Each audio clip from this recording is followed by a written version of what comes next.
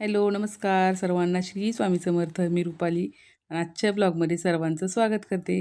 तर गावाकडची सकाळ मी थोडक्यात तुम्हाला दाखवण्याचा प्रयत्न करत आहे आणि खरंच खूप सुंदर असं सकाळ असते गावाकडे.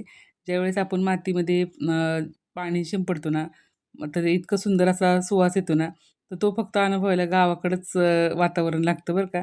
आणि तुम्हाला गावाकडचं वातावरण आवडतं का? मला कमेंट करून नक्की सांगा. मला तर आवडतं, तर तुम्हाला सुद्धा आवडतं का? नक्की सांगा.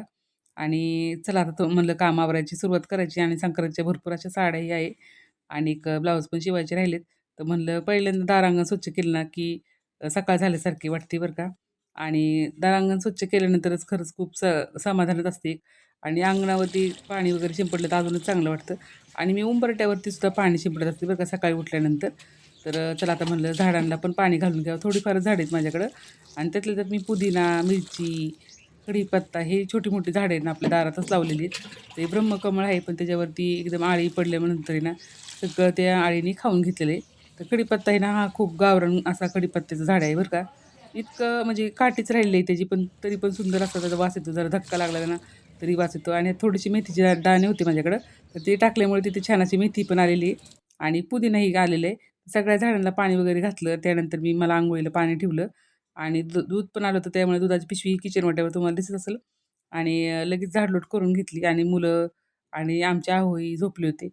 तर कसं त्यांना नाईट शिफ्ट होती त्याच्यामुळे ते झोपले होते आणि मी माझं दारांगण झाडून झालं, की लगेच मी घरात आले. घरातलं पण झाडलोट केली. लगेच किचनमधली फरशी लगेच पुसून घेतली बरं का. कसं होतं, म्हणजे मी रोजच्या रोज नाही मला लवकर पुसायला मिळत. कसं होतं, शिलाई कामामुळे ना आता सध्या तरी लवकर काय रोजच्या रोज फरशी वगैरे पुसणं होत नाही. तर परी वगैरे फरशी पुसत असते आमची. परीला ज्यावेळेस सुट्टी असेल त्यावेळेस परी फरशी पुसून काढत असते आणि त्यानंतर आज मला सगळंच काम मलाच करायचं होतं, का तर परीक्षाही परीक्षा चालू आहेत. तर माझी अंघोळ झाली आणि मी तुम्हाला सगळ्यांना गुड मॉर्निंग म्हणले आणि परीची अंघोळ झाली होती. तर त्यामुळे ती बसली होती चहा घ्यायला आणि मी पण आता चहा घेणारच होते. म्हणलं तुम्हाला सगळ्यांना गुड मॉर्निंग म्हणावं आणि सकाळचं वातावरण म्हणलं, की थोडंसं बाहेर दाखवावं वातावरण म्हणलं तुम्हाला कसं काय आहे. तर पाणी शिंपडलं होतं, तर पाणी सुकून चाललं होतं बरं का. सुकलं होतं थोडंफार पाणी आणि मस्त आहे ना, आवाज इतका सुंदर येतो ना, आमच्या इथं खूप चिमणी वगैरे आहेत ना, चिमण्यांचा, पक्ष्यांचा खूप सुंदर असा आवाज येत असतो आणि सूर्य पण वरती आला तर खूप छान वाटत होतं. तर म्हटलं चला आमच्या गावाकडची सकाळ कशी असते तुम्हालाही थोडक्यात दाखवण्याचा प्रयत्न केला आहे आणि केस वगैरे वाळायसाठी ना थंडीमुळे म्हणा केस लवकर वाळत नाहीत बरं का. तर मी ह्याच्यावरती ना परीने माझ्या एक छोटीशी रील पण टाकलेली बघा. तर सकाळची सुरुवात कुठे झाली आणि कुठे संपली ना, ह्याचा अंदाज लावणं अवघड आहे.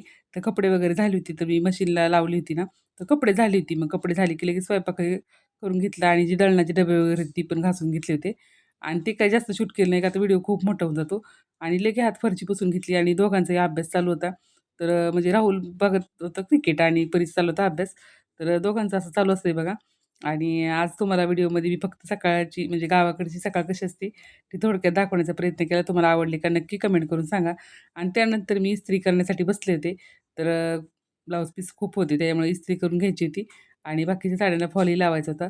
तर आजचा ब्लॉग तुम्हाला पाहायला आवडला का? मला कमेंट करून नक्की सांगा. नवीन असाल तर चॅनलला आपल्या लाईक, कमेंट, सबस्क्राईब नक्की करा आणि व्हिडिओ कसे वाटतात ते सुद्धा आवर्जून आहे ना तुम्ही सगळ्यांनी कमेंट करून सांगत जावा. म्हणजे कसं होतं तुमच्या ज्यावेळेस कमेंट येतात ना मला खरंच खूप छान होतं आणि आनंदही वाटतो. तर चला भेटूया अशा छानशा ब्लॉगमध्ये. श्री स्वामी समर्थ. जय जय स्वामी समर्थ.